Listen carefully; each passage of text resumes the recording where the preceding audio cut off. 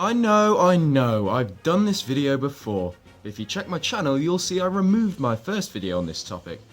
Why would I remove my most viewed video, you ask? Because I believe I can do better. I'm not happy with how I explained myself in that video. I still stand by my theory that this game comes after Skyward Sword and before Minish Cap, and I'm going to go through my reasoning more clearly than before. Hello, I'm Zeltik, and this is my theory on the timeline placement of Zelda Wii U. I'm going to be breaking down this video into sections. For each section, I'm going to link elements from them to both Skyward Sword and the Minish Cap. The 4 sections I'll be covering are the world, Link's design, Link's equipment, and the enemies. Let's begin with the world. There's already a vast amount of speculation comparing the world to Skyward Sword. It's vast and full of wildlife, horses, goats, deer, animals and insect life, as Miyamoto and Aonuma say, birds, etc. This, along with the absence of much city structure and little evidence of many paths and roads, suggests that it's an early land which has not seen much human impact. This suggests it takes place after Skyward Sword, as the Kingdom of Hyrule would have been recently founded. The next thing I have to say is a bit of a radical suggestion, one I haven't seen before on the internet. I believe the world map that we see in Zelda Wii U bears a heavy resemblance to the world map of Minish Cap. What? I know. Wait and I'll explain, and throw in some of Skyward Sword's map to boot. Here we can see the 3 maps side by side, and the similarities are there. Of course, this is comparing the map of a 2D 2004 handheld Zelda to the map of a 3D 2015 console Zelda, so it's not going to be 100% accurate, but I do believe there is a strong resemblance. The centre of both maps is Hyrule Field. However, Castle Town has been built over most of Minish Cap's Hyrule Field, where there's only a vast field present in Zelda Wii U.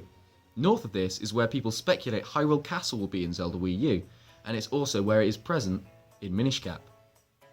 Directly east of this, we have Vale Falls in Minish Cap, and what looks to be possibly Death Mountain in Zelda Wii U, which coincides nicely with the placement of Eldin Volcano in Skyward Sword.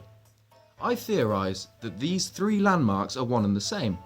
Eldin Volcano is present in Skyward Sword, and the same volcano is seen in Zelda Wii U, but it becomes dormant before Minish Cap, so we see the calm Vale Falls. Interestingly, Vale Falls is the source of the rivers in Minish Cap, the source of the flow, as Eslo says. Well, if you look at the map for Zelda Wii U, there does appear to be a series of lakes in a similar location, which could possibly be a contributing source, along with, of course, the sea to the rivers in Zelda Wii U. Another thing linking Vale Falls to volcanic activity is the presence of Big Goron on the summit. Where else is he found? Ocarina of Time on Death Mountain, which is also in a similar place. Bam! South of this, we have Lake Hylia in Minish Cap, and Lake Floria in Skyward Sword isn't too far away, and this area coincides with large areas of water in Zelda Wii U. However, the generally accepted location of Zelda Wii U is a bit far away. Maybe some disaster splits Hyrule during or after Zelda Wii U, and this Lake Hylia is cut off, so they rename maybe this lake to Hylia? This could be supported by the presence of islands in both, but this is just speculation. The Minish and Faron Woods are the same place, but what about Zelda Wii U?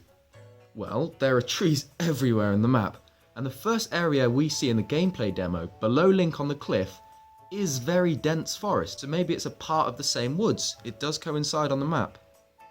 In the west of both Skyward Sword and Minish Cap, we have desert areas, the barren Mount Crenal in Minish Cap, and the expansive Lanayru Desert in Skyward Sword, and also an area that looks to be a desert in Wii U's map, along with a snowy mountain below it. Perhaps Mount Crenal was originally a snow-covered dormant volcano, but thawed when it became active between Wii U and Minish Cap, becoming the volcanic peak we see in Minish Cap. Below this is a large green area in Zelda Wii U, which many speculate to be the Lost Woods. I'll provide an alternate explanation. This isn't the Lost Woods, this is the Castor Wilds we see in the Minish Cap, a vast swamp region. They're in exactly the same location. I can't use the argument here that it doesn't coincide with the Lost Woods location, as we've seen lots of locations for the Lost Woods. We've seen it north of Hyrule Castle, south of Hyrule Castle, it's been everywhere. Nothing here can be compared to Skyward Sword, as it's covered in clouds on that map. So this completes my little journey around the map, and I hope I've made my ideas clear and showed you the similarities between the map of Zelda Wii U, the map of Skyward Sword, and the map of Minish. So on to section 2, the hero, Link. So far we've had one good look at Link's face, and there's one idea I can't seem to shake. This Link is related to the Hero of Skies and Princess Zelda from Skyward Sword. I mean, there was a suggestion of a romantic relationship, right? And look at him. The colour of his hair is a lovely blend of their colours. Those massive bangs, the eyes, I think he's a little too similar to not be related. Maybe a grandson or a great-grandson? Now in the Minish Cap's intro, we get a mention of the Hero of Men. The Hero of Men doesn't fit the description of the Hero of Skies, and it can't be a hero that predates the Hero of Skies because Hyrule Historia states that the Hero of Men's actions are the first major event to happen since the Kingdom of Hyrule was established. The Kingdom of Hyrule was established after Skyward Sword, so it has to take place during a period of time in which we have no game. Here's the intro of the Minish Cap. A long, long time ago, when the world was on the verge of being swallowed by shadow, the tiny Picori appeared from the sky, bringing the Hero of Men a sword and a golden light. With wisdom and courage, the hero drove out the darkness. When peace had been restored, the people enshrined that blade with care. So there we have a hero mentioned between Minish Cap and Skyward Sword, but we don't have a game for him. So can we see any similarities between this hero and the hero we see in Zelda Wii U? Yes. The Hero of Men's eyes are very, very blue. These sprites, ripped straight from the game, show the clear inclusion of the blue colour. I know, most Link's eyes are blue, excluding Toon Link. However, the Link in the trailer for Zelda Wii U has by far the most prominent blue eyes. This is because he's drawn in a Toon style with large anime-like eyes, but they're not black like Toon Link's. The blue eyes are a huge feature of this incarnation of Link. He's also a similar age to the depiction of the Hero of Men. The hair also shares some similarities, prominent bangs and a split down the middle, similar to the Hero of Time's hair. Also, this hero has very long hair, longer than most incarnations of Link's. Which other incarnation that we've seen has hair this long? And what could be used to keep long hair like this out of the way? I don't know, maybe a ponytail? Bam! Zeltik wins! Joking aside, he does look very similar to both a relation of Link and Zelda's and the Hero of Men.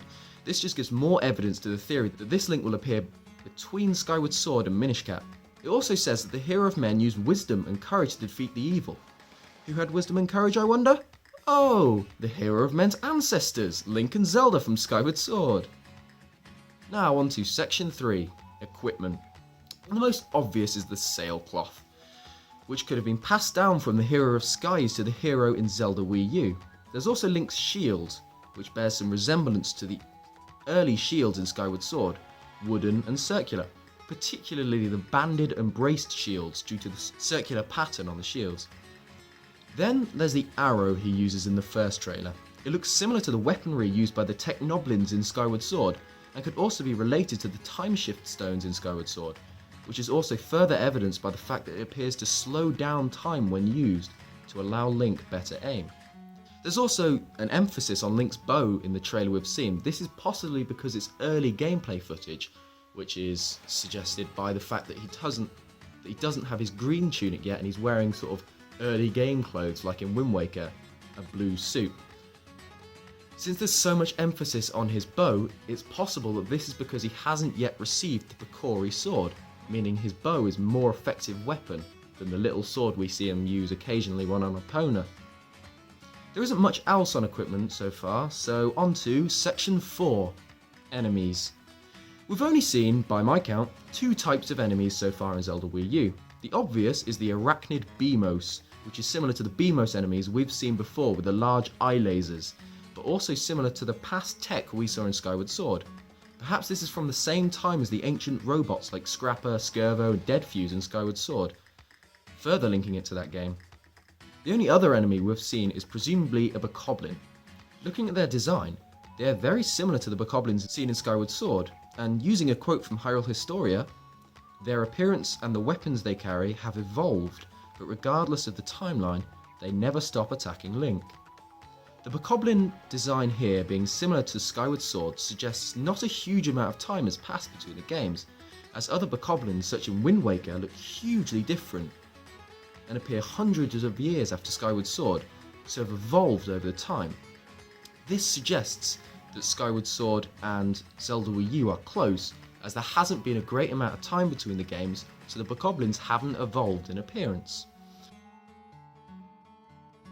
So I hope I've made my points clear tying this game to Minish Cap and Skyward Sword. I'll make the same prediction I made before, but this time, hopefully with a little bit more evidence to back it up.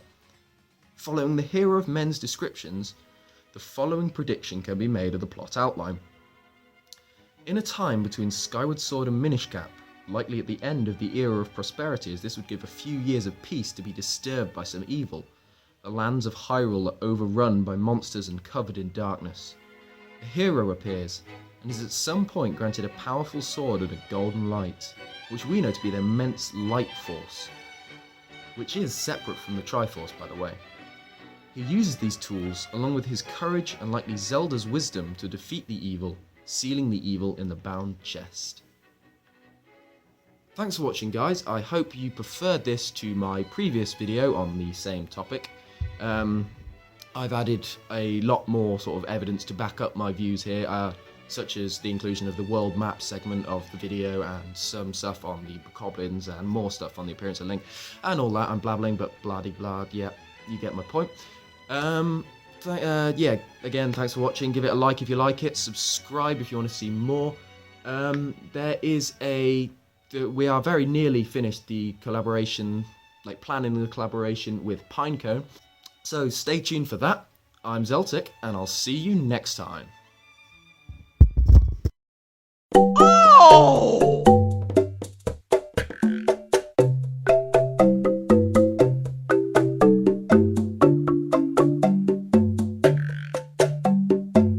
Thank you!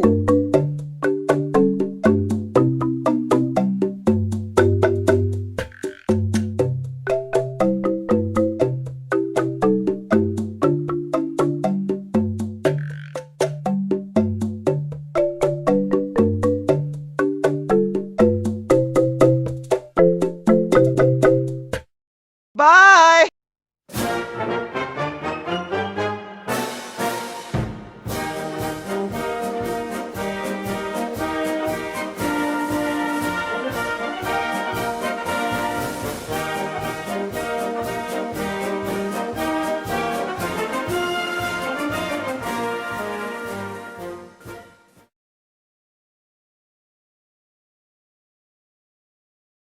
I mean, there was the suggestion of a.